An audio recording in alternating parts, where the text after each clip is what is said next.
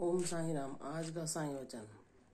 मेरे बच्चे, सब कुछ मेरे चरणों पर छोड़ दो। सारी चिंताओं को जो तुम्हें परेशान करती हैं, सारे वो सोच विचार को जो तुम्हें बेमतलब भटकाता है, तुम्हारी शांति को भंग करता है, सबको मेरे चरणों में अर्पण कर दो।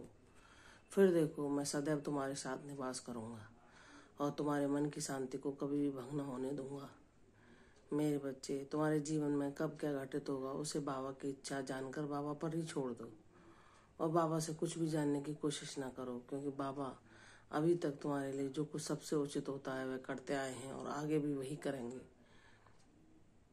बाबा तो कब तुम्हारे हृदय की कौन सी इच्छा पूर्ण करेंगे, ये सब बाबा के चरणों में अर्पण कर दो और तुम निष्काम भाव से कोई भी सभी इच्छाओं का त्याग करके बाबा के दिखाए मार्ग पर चलो कि मेरे बाबा मेरे साथ हैं और इसके अलावा मुझे क्या चाहिए, क्योंकि इस दुनिया का सच्चा खजाना तो मेरे बाबा का साथ मिलना है, जो मुझे मिल गया और क्या चाहिए। मुझसे भाग्यशाली कोई हो भी नहीं सकता।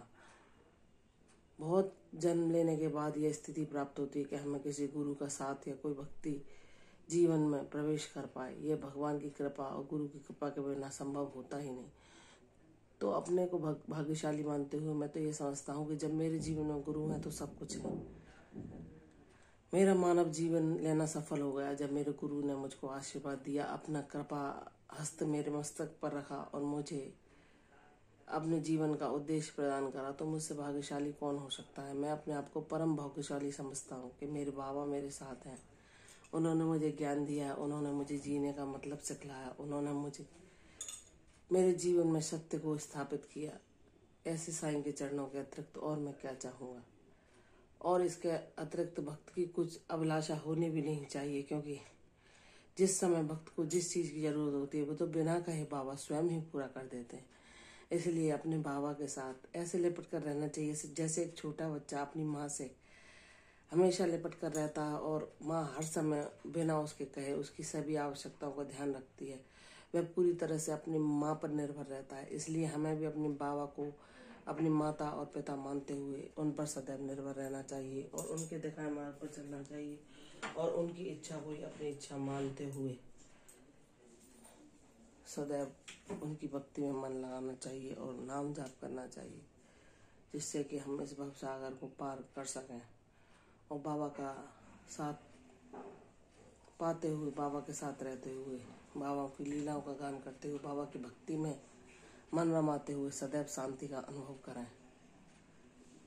बाबा अपने हर प्यारे बच्चे को अपनी भक्ति, अपना साथ देना चाहते हैं, लेकिन यह इच्छा तभी पूर्ण होती है जब वो हृदय से बाबा का साथ मांगता है और वह सच्चा ज्ञान पा लेता है कि इस संसार में सब कुछ नश्वर है मेरे बाबा के साथ के अलावा। इसलिए वह सच्चा खजाना, सच्चे ज्ञान को प्राप्त कर लेता है और वह अपने बाबा के अलावा कुछ नहीं मांगता। सच्चे अर्थों में वही सच्चा अधिकारी होता है भक्ति, बाबा की भक्ति पाने का। और मेरे बच्चे, मैंने तुम्हें अपनी उस कृपा के लिए चुन लिया है।